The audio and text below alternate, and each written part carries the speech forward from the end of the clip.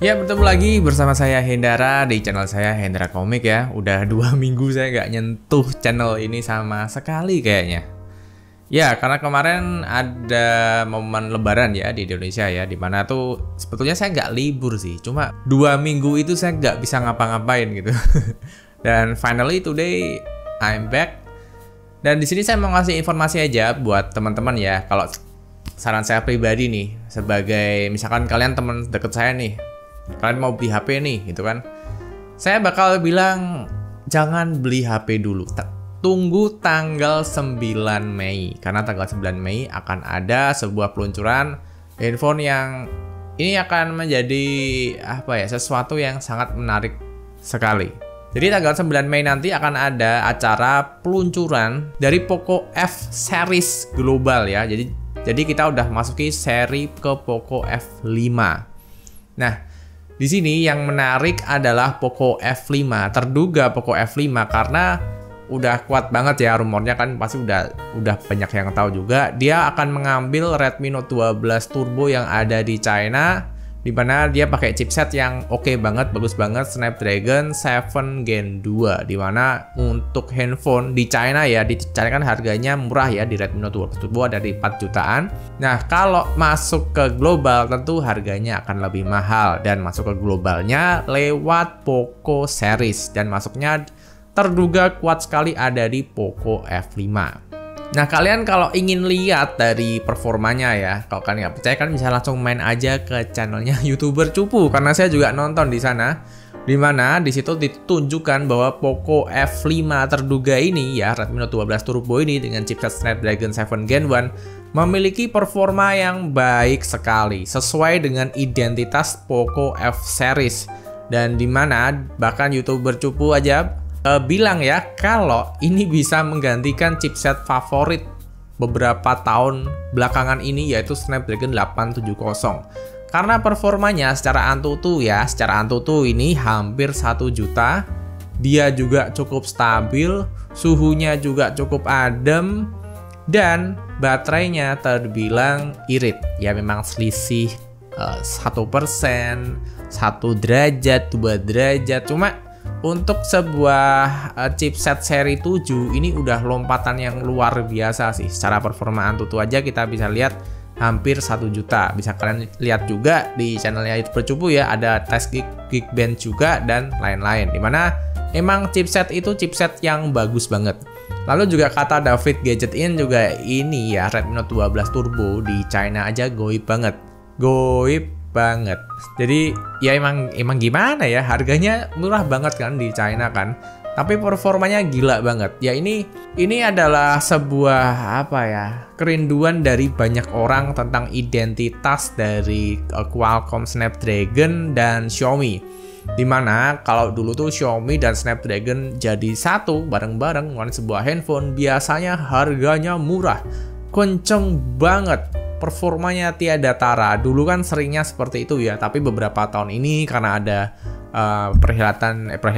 karena ada beberapa masalah di dunia kayak perang, Covid, semuanya terguncang. Jadi kita tuh kayak jarang melihat identitas Xiaomi yang dulu, di mana handphone murah, bagus, kenceng. Nah, itu udah semakin jarang terlihat akhir-akhir ini. Nah, tapi dikukuhkan lagi dengan Redmi Note 12 Turbo dengan Snapdragon 7 Gen 1. Tapi di sini saya nggak muluk-muluk ya, bakal harganya murah banget.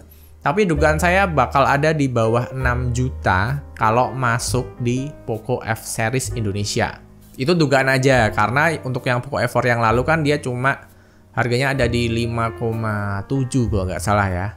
Jadi aku rasa untuk meneruskan seri berikutnya harganya ya antara sama atau nggak jauh-jauh lah.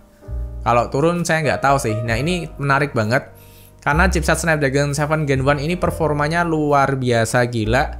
Dimana kalau kita bandingkan dengan HP flagship yang pakai Snapdragon 8 Gen 2 ya memang ya lebih kencang di sana. Tapi untuk handphone harga mid ini gila sih, lompatan yang luar biasa. Bahkan untuk HP favorit saya saat ini Xiaomi 12T aja bisa kesalip secara performa ya. Tapi kalau secara kamera saya sih mungkin akan masih lebih yakin di Xiaomi 12T mungkin ya, karena untuk seri Xiaomi biasanya memang all rounder. Jadi dia akan fokus di kamera dan di performa juga. Nah, kalau si seri Poco nih emang biasanya seringnya fokusnya ke performa oriented banget sih. Nah, kalau ditanya, lalu kapan bang keluarnya bang di Indonesia bang? Nah, saya nggak tahu karena saya juga nggak dapat informasi. Cuma karena tanggal 9 itu 9 Mei nanti itu akan ada peluncuran global. Ini saya sangat mensinyalir sekali seharusnya enggak jauh-jauh dari sana. Karena untuk yang Poco F4 lalu itu cuma bisa selisih seminggu dari globalnya. Dimana TKDN-nya kan udah nangkring ya beberapa bulan yang lalu lah. Jadi cukuplah waktunya untuk ngejar acara peluncuran global. Seharusnya sih bisa sih. Semoga Poco F5 bisa keluar ya barengan dengan global. Ya selisih seminggu lah kayak yang di Poco F4 lalu. Ayo Bung Andi. Tolong ya. Nah tapi ya kalau ada kemungkinan terburuk, wah nanti masih lama nih bang. Nah sebetulnya yang ter-TKDN kemarin kan ada dua itu ya. Ada yang terduga di Poco X5 Pro di mana pakai Snapdragon 778. Lalu yang kedua yang kita tunggu-tunggu ini ada di Poco F5. Aku harap sih keluarnya barengan ya, kayak di zaman Poco X3 Pro dulu kan barengan keluarnya sama Poco F3. Jadi rame gitu. Nah, semoga untuk yang seri ini Poco F5 ini, semoga kalau Indonesia oke lah, datangkan aja Poco F5-nya barengan sama Poco X3 Pro, Poco X5 Pro aja biar rame, tapi bakal saling bunuh sih. Soalnya pasti kebanyakan orang juga bakal lebih tertarik ke Poco F5 kalau pakai chipset Snapdragon 7 Gen 2 yang kenceng banget.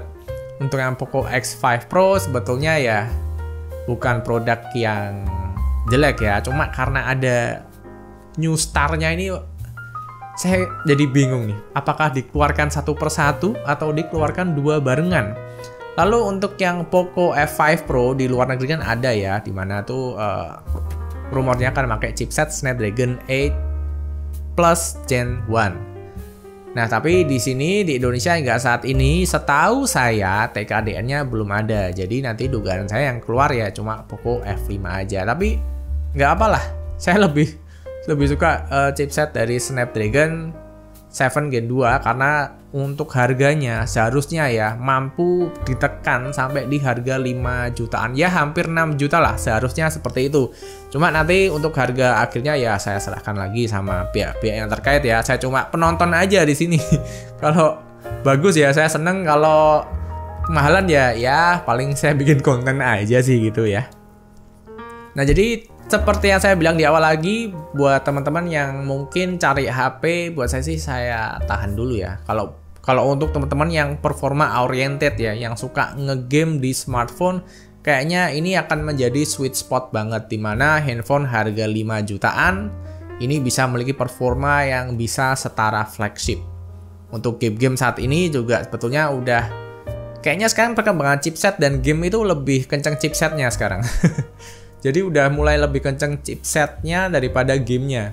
Nah sehingga buat saya pribadi untuk chipset-chipset yang bagus kayak Dimensity 8100 Ultra yang ada di Xiaomi 12T dan nanti terduga Poco F5 dengan Snapdragon 7 Gen 2 di harga 6 jutaan kurang dan lebih ya. Aku rasa kedua handphone itu bisa melibas game-game yang berat-berat dengan sangat amat mulus lah, lancar lah gitu. Jadi segitu aja videonya. Terima kasih ya buat teman-teman yang udah nonton dari awal sampai akhir.